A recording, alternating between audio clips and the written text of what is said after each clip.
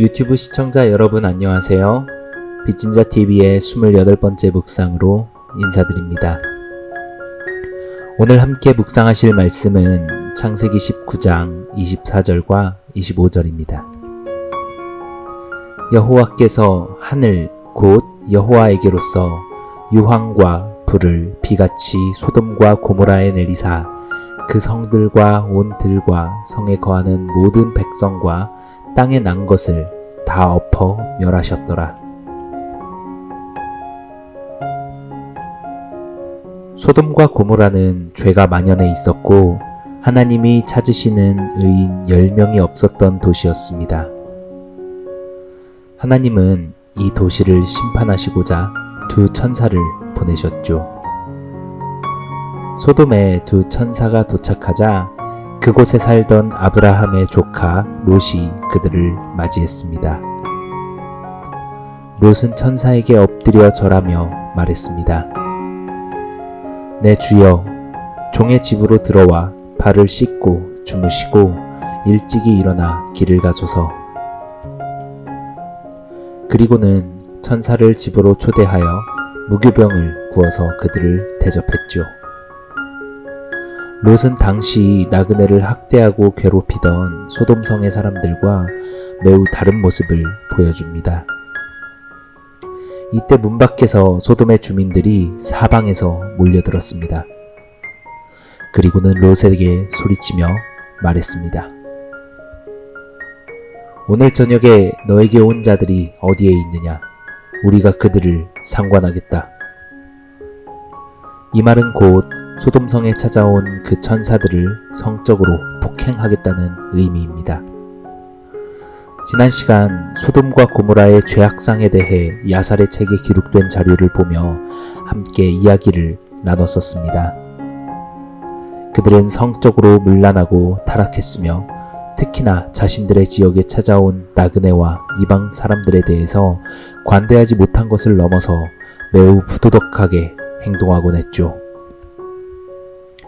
오늘 소돔에 찾아온 하나님의 천사들도 예외가 아니었습니다. 소돔 사람들에게 있어 그들은 외모가 빼어난 타지에서 온 나그네 정도로 보였을 테죠. 소돔 사람들은 그들을 성적으로 폭행하려 합니다. 롯은 문 밖으로 나가 이야기했습니다. 이보시게들 이런 악을 행치 말게나 제발 부탁일세. 나에게 남자를 가까이 하지 않은 두 딸이 있으니 그들에게 그대들이 좋을 대로 행하고 오늘 나에게 온 이 손님들은 아무 짓도 하지 말아주게나. 소돔 사람들은 더욱 큰 목소리로 롯에게 소리쳤습니다. 너는 빠져. 이놈이 우리 소돔성에 들어와 살면서는 어디서 감히 우리의 법관 노릇을 자처하는 거냐. 아무래도 너의 집에 온 사람들보다 너를 더 손봐줘야겠다. 그리고는 롯을 밀치며 문을 부수려 했습니다. 집 안에서 있던 천사들은 문을 열어 롯을 집 안으로 끌어들이고 문 밖의 사람들의 눈을 어둡게 만들었습니다. 일순간 소돔의 사람들은 문을 찾지 못해 허둥댔죠. 정신없는 밤이었습니다. 사람들은 자신들이 이제 곧 심판받을 것을 알지 못한 채 계속 죄악을 범하고 싶어 안달이 나 있었습니다. 천사는 롯에게 말했습니다. 이외에 이 성에 사는 사람 중 너에게 속한 사람이 더 있더냐? 그들을 성 밖으로 이끌어내라. 여호와 하나님께서는 이곳을 멸하시려 우리를 보낸 것이다. 우리가 이 성을 멸하여 심판하리라.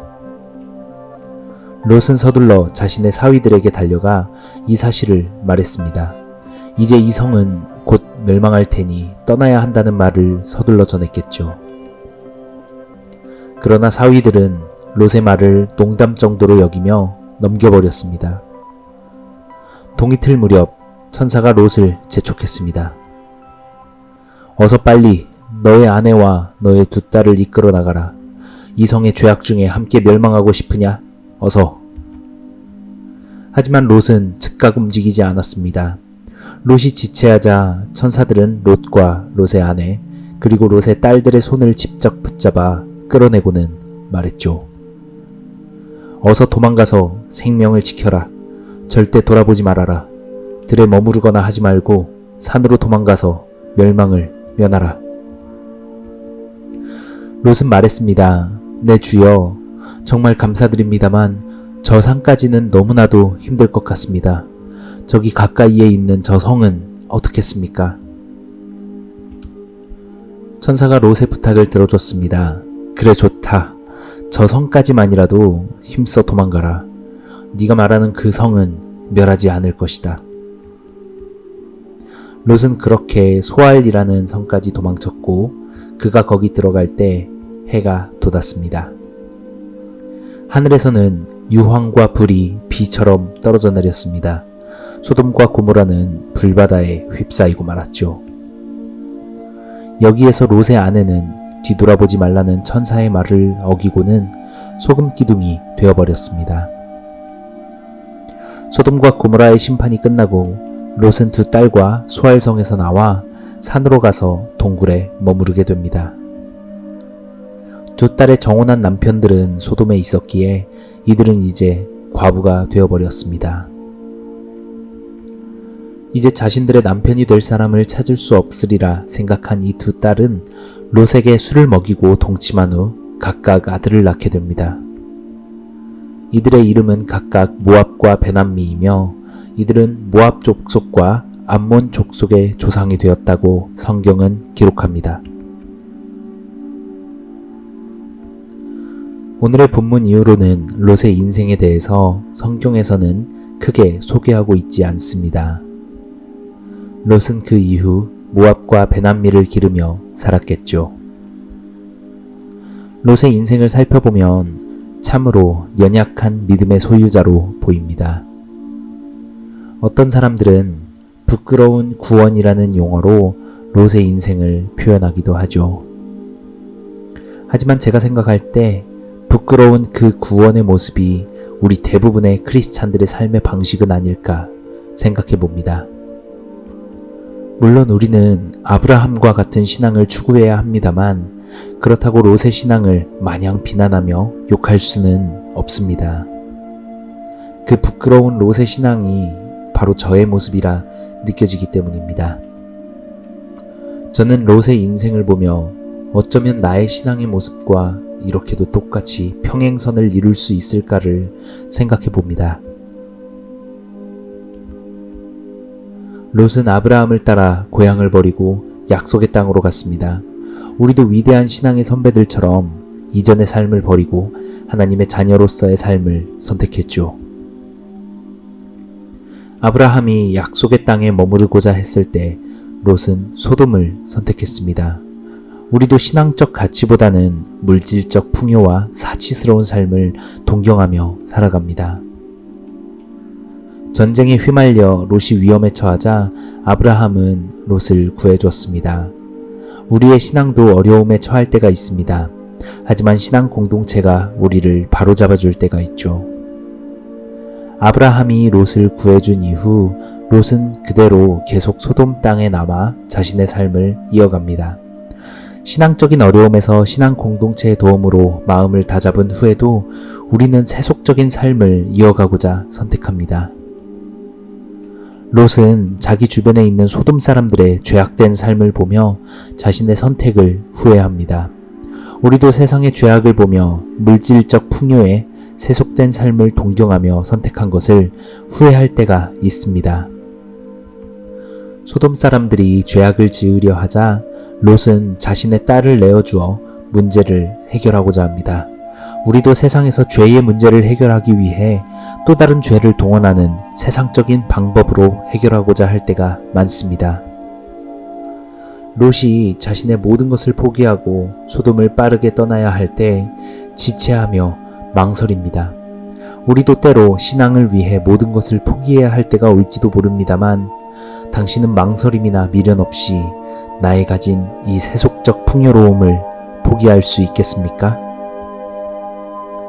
롯의 아내는 천사의 명령에 순종하지 않고 롯의 딸들은 하나님 앞에서 무엇이 옳고 그른가에 대한 관념조차 제대로 머리에 박혀 있지 않았습니다. 우리는 우리의 가족들이 중요한 순간에 신앙인으로서의 올바른 선택을 할 수 있도록 만반의 준비와 교육이 완벽하게 잘 되어 있습니까? 우리 주변에서 아브라함과 같은 신앙인의 모습은 찾아보기 힘들다고 생각합니다. 아브라함은 너무나도 완벽한 신앙인의 모습입니다. 저 역시도 저의 신앙을 아브라함과 롯의 신앙 중 어느 쪽에 더 가깝냐고 질문을 듣는다면 롯의 신앙에 더 가깝다고 대답할 것 같습니다. 정말이지 뭇 사람들이 묘사하는 부끄러운 구원을 받은 롯의 모습이 바로 저의 모습임을 고백합니다. 하지만 우리가 여기에서 반드시 기억해야 할 것이 하나 있습니다. 그것은 바로 롯이 비록 부끄러운 신앙을 가졌다 평가를 받더라도 롯은 하나님이 의롭다고 인정한 사람이라는 점입니다. 그리고 하나님이 의롭다고 인정하는 사람은 절대로 세상에 동화되어 섞여 들어가지 않습니다. 오늘 본문의 이야기에서 롯의 모습을 보세요. 소돔의 모든 사람들이 다 죄를 범하려 할 때에 롯은 어떤 모습을 보여줍니까? 비록 자신의 딸을 내어주어 죄를 해결하고자 다른 죄를 동원하는, 그 당시 세상의 방법을 동원하는 그런 좋지 않은 모습을 보여주지만 내 형제들아 이런 악을 행치 말라고 이야기하며 그들의 죄를 막아서는 모습을 보여줍니다. 롯이 소돔에 살고 있다고 해서 소돔 사람들처럼 지난 묵상에 언급된 모든 죄악을 함께 행하며 살았습니까?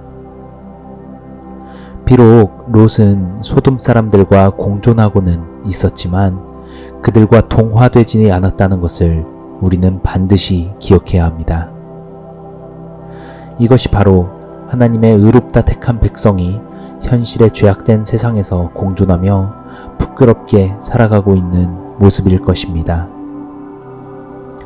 비록 부끄럽게도 아직 죄인의 습성이 남아 그 마음에 추구하는 바가 물질적 풍요와 세속적인 삶이고 신앙적 가치가 우선되지는 않지만 비록 부끄럽게도 살아가는 방식에 있어 죄악을 죄악으로 막고자 하는 등 세속적 방법을 동원하고자 하지만 비록 부끄럽게도 완벽하게 하나님의 자녀로서 선한 영향력을 끼치며 아브라함처럼 능력 있는 삶을 살아가지는 못하지만 적어도 하나님의 자녀로서의 정체성을 끝까지 포기하지 않고 구별되어 살아가고자 하는 사람, 죄악된 세상에 섞여 들어가 공존하며 살면서도 그 현실을 보며 마음 아파하고 심령이 상한 사람, 그 사람이 바로 소돔과 고모라에서 하나님이 찾으셨던 의인의 모습이 아니었을까요?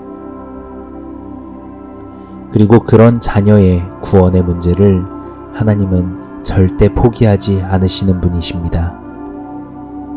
무법한 자의 음란한 행실을 인하여 고통하는 의로운 롯을 건지셨으니 이 의인이 저희 중에 거하여 날마다 저 불법한 행실을 보고 들으므로 그 의로운 심령을 상하니라.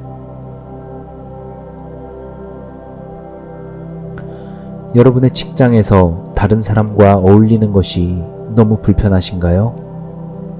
혹은 나에게 맡겨진 이 업무가 상식적으로 부도덕하고 비합리적인 것들이라 죄책감이 드시나요? 내가 과연 하나님을 믿는 사람으로서 나의 생계를 위해 이런 일을 해도 되나 하는 마음속에 갈등이 일어나시나요? 하지만 쉽게 그 삶을 포기할 수는 없어 마음속에 죄책감과 갈등이 있나요?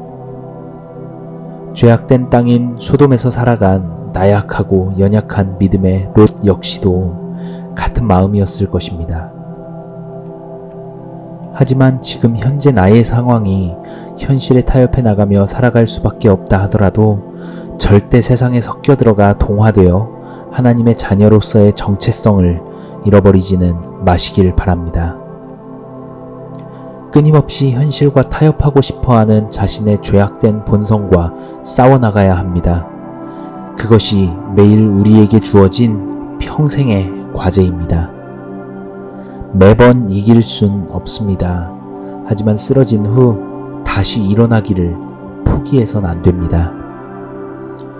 비록 우리의 현재 모습이 롯의 신앙의 모습이라 하더라도 끊임없이 아브라함의 신앙의 모습을 닮아가기 위해 노력을 멈춰서는 안 됩니다. 그것이 우리가 비록 부끄럽지만 그리스도의 보혈로 말미암아 우리에게 거룩하다 하신 하나님의 은혜에 감사하는 삶이라 생각합니다. 공존하지만 동화되지 않으며 매일 분투해 나가는 여러분의 신앙을 응원합니다.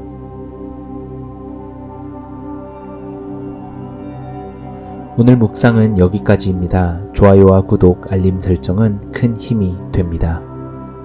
빛인자TV 시청자 여러분 모두 평안하세요. 샬롬.